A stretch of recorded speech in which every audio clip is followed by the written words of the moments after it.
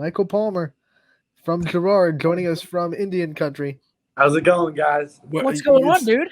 Doing awesome. Not as good as you, I can tell you that. We were having a conversation before you came on. Let's make you the big box because you're the superstar of this interview. Man, I want to ask you, coming from last season, you put out together a 1,000-yard season for Gerard, and the great players find ways to get better even through success. What were some things that you came into this offseason said, I want to get better at and I want to improve on? Definitely my weight. Personally, I felt like I was a little bit too skinny last year, and so I put on some pounds in the weight room as well, and that's carried over for me tremendously. I mean, it's a lot harder for guys to take me down. I've just felt that a little bit for sure.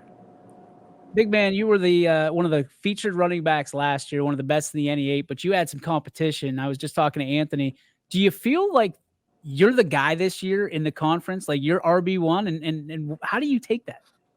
I love that. I'm friends with the running back from Niles, actually, Antoine, and me and him always go at it a little bit. But there's a ton of great athletes in our conference, and to be just kind of up there as one of the top ones is a great honor and achievement for me personally.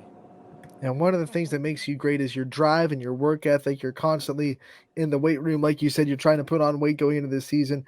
With athletes that have that kind of drive, you got to get it from somewhere. So what gives you that kind of extra incentive to go and work hard and go and push yourself as hard as you do? Well, this one's kind of going to get a little sentimental, but when I was littler and I was still playing sports, my grandma had cancer. And, she was going through chemo and everything, but she never missed a game, and she never complained about it. So for her to be that tough and do that, and that how bad she had it, there's no reason for me not to give my all every single play, get that extra rep, and that's really clicks in my head whenever I'm doing anything. I mean, with a program like Gerard, I mean, you guys rich in tradition and history of winning and doing some great things on the field. How do you feel about being one of the leaders and carrying that on your shoulders? And what kind of legacy do you want to leave? I would love to leave just the ideal of working hard and you're going to get it done. And then also just the brotherhood what Gerard has, I feel like should be a part of anyone's legacy. Your teammates are there for you. It's a family, man, and that's what it comes down to for me. This team is off to an incredible start this year. You guys have kind of left people in the dust. You had a good win over Streetsboro, who got you last season, so a little bit of a revenge game. And then you didn't slow down against Liberty. What is so unique and special about this team this year that has helped you get off to such a fast start? Honestly, I think we all grew up a little bit from last year. I mean, a lot of our playmakers played last year. And, we are kind of learning to win. Our quarterback, Nic Bengala, he's throwing the ball amazing, and all my receivers are catching it, and that opens me up then because now I'm going to be able to run the ball more without having them key in on me as much, because now you got to worry about the other guys also. And then the line does a great job both pass blocking and run blocking. So overall around, everyone's just kind of stepped up, and that's what's going to take us to the next level. Michael, I see the cross on your necklace. I see the FCA. Talk about your faith and why it's so important to you.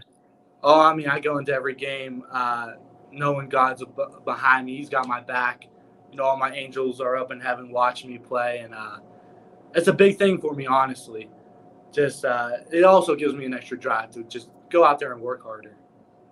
Do you have a favorite Bible verse to kind of use to tell yourself before a game that gives you that extra juice? Nothing would really I lean towards. I always just thank God for all the opportunities he gives me in the game, and it comes down to me taking advantage of those, what he gives me. Dude, on those Friday nights in Gerard, it can get pretty crazy. I mean, you're talking 2-3 deep on the fence. Everybody's packed in the stands. Do you ever just take a moment to just reel it all in and try to take mental snapshots of what you're going to, what it's like now and what you're going to remember years from now? Oh, yeah, for sure. I mean, the first touchdown against Liberty I caught, and I just kind of looked there out at the stands, and you'll never be able to feel that again. And so you really have to appreciate the moment, take it in, and never forget it. You brought up Nic Bengala earlier, and he's healthy this year. He comes in after dealing with some injury issues. As a brother, as a teammate, what's it like to have him back healthy and back being an impact on this team like we saw last year before he did get hurt?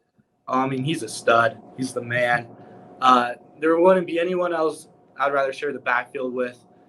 And the passes he's been making this season are incredible. He's thrown me a couple, and I just love playing with him. I mean, I really do. Michael, what's one talent that you have that maybe nobody knows about until right now? One talent when nobody knows about would have to be I've been golfing pretty well, to be honest with you. I've gone out the last couple weekends, and I'm smacking the ball around for sure. I figured you were going to go singer. 100%. I had you pegged for a singer. Singer, I don't know. I can't move my voice too well. My Spanish is not too well either because of that. But football numbers are important. Guys use numbers to identify themselves. Is there any story behind 39 and why you chose it? So I walk in on my first day, and they asked me what number I want to wear, and I said 11. Well, Coach Nic Cochran, wore 11, and that's retired.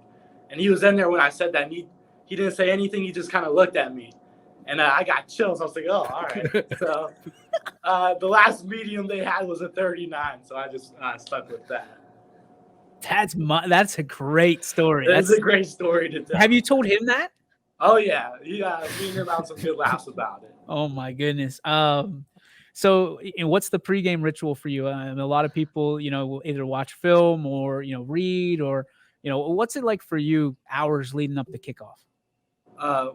Definitely some music, and then me and Bobby Algiers, we go out early with Coach Ty Suich, and he throws us some routes, get the hands warmed up, get going. But it's really just walking in, getting in that mindset, knowing what you have to go out there and do, and just eventually doing it. We talked about the atmosphere on Friday nights for the student section in Gerard, but you get to be a part of a student section for other sports. What's your favorite sport to go and watch as a student section yourself? The volleyball team, man. I mean, we have a good one too, so it makes it even funner. We go, and the whole football team comes. I mean, that's the thing I love about Gerard. It doesn't matter what sport. The whole community shows up. The whole student body shows up, and everyone's really supported as a family. And you don't get that anywhere else, I feel like. I was just going to ask you what you love about Gerard, but you answered that question. So yeah. Let's move on to what's the one thing you're going to miss most about being a Gerard Indian? Definitely. Personally, I'll always be a Gerard Indian, but after I graduated, it'd have to be all my friends here. I mean, I met a lot of people who I love and consider my family, and I'm sure we'll stay close, but it'll just be different not being able to see them every day and playing alongside of them. What about plans you have for your future after you go from Gerard? What kind of things do you want to see yourself doing in the next 4 or 5 years? I would definitely love to, get on like a coaching staff somewhere, whether it be like an internship or anything like that, just to get some experience. I want to be a coach when I'm older for sure. And, but the path for that isn't like a set thing, see where God takes you and just go from that. What are your passions off the gridiron, man? So you're talking about, and you don't have to make any drastic decisions today, but like, what do you like to do? What do you think you can see yourself doing? I mean, I love just practicing also, in the gym, getting shots up with my dad is one of my favorite things to do.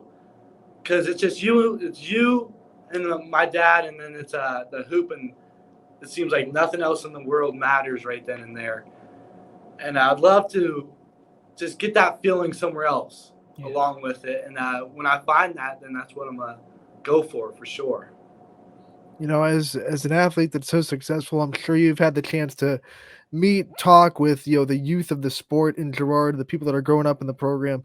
What have been some of the things that advices you've given to people, and some of the things that you've done to help grow the youth of the sport? Honestly, I feel like just showing up, I'll go to some of the GLI games, even the 8th grade and 7th grade games. because those kids are there for you on Friday nights, and that means the world to me also. And just to be there for them and show them I care about them and hope they do well and succeed. That's a big thing of mine also to go and try and do. You talk about those kids, man. There's a lot of those kids that are looking up to you and looking up to the 39 when they go on to games on Friday. You've been through a lot of adversity in your life. Talk about how you've kind of mowed your way through it and it's made you stronger. Like you just said, a lot of adversity. You talk about you don't know where life's going to take you. If I was 3 years ago saying I was going to be the running back at Gerard, have 1,000 yards, I'd look at you and say I'm crazy, but it's really God has a plan. You have to trust him, pray to him, believe in him, and everything was going to work out in the end for you. Give us a little glimpse into the future of this program. Who are some players that you see, whether they're freshmen, 8th grade, that are putting in the work and that you could see being really big impacts in a couple of years in Gerard? Steven Sims is a dog. I mean, that guy is a dog. I mean, as a freshman, he was a freshman last year playing varsity football. I've never seen anything like it before. The way he went out and competed, his body's developed too, for sure. And then A.J. Pearson, Coach Pearson's son, middle school football player, he's going to be something also, for sure. Can't wait to watch them play. Who are some of the guys that you look to when you were just in the wigwam, I guess? They were looking to you and saying, "Who's this guy?" And you really look to them to learn the ways of Gerard football. Marco Donatelli would be one of them. He went to Akron and he played there for a couple seasons. He's out in Florida now, but I love him. I do love him. Me and him are good friends. He comes by. We play some one-on-one sometimes. He likes to bet me and take my money a lot, but that's got to slow down a little bit. But, he gave me a bunch of Akron gear and things like that, and he never stopped being there for me. And that's something I'm going to take for, all those kids who I just named as well. I'll always be there for them, and I hope they know that. When you do graduate and you look back on your time at Gerard, what are going to be some of your favorite memories, not just with your football program, but being a part of the student body, being a part of the school system? The pep rallies. The first one I ever went to, I walked in there. I had no idea what to expect. And I just had these chills down my whole body the whole time. Everybody's yelling. You got the band playing. The teachers are all up in there, and the atmosphere, it's like no other from those pep rallies, and I loved it, and I still do love it. We're going to put a bow on this interview, man, but we can't do it without having you reach out to your role models, the people that have loved you and loved on you through this entire way, whether it be family or friends. Can you just list them and give them a shout out for who they are and why you are the man you are today? My mom and dad, they've always been there for me and taking care of me, and no one loves me more than them. And my grandpa's my number one fan. He comes to all the practices and watches. He sits up in the stands. My grandma also, buying me food when I need it to make sure I'm ready for practice and games and things like that. And she's also a big fan of mine. My brother, and then you got my best guys. You got Johnny Maley, Bobby Algiers, Jake Dowie, Connor Strain, the quarterback Nic Bengala, Connor McKernan. I love them all. I really do love them all. Michael, we love covering you. We love rooting for you every Friday night. Good luck the rest of the season, and we look forward to talking to you again real soon. I really appreciate this. Thank you, guys. You got it, man.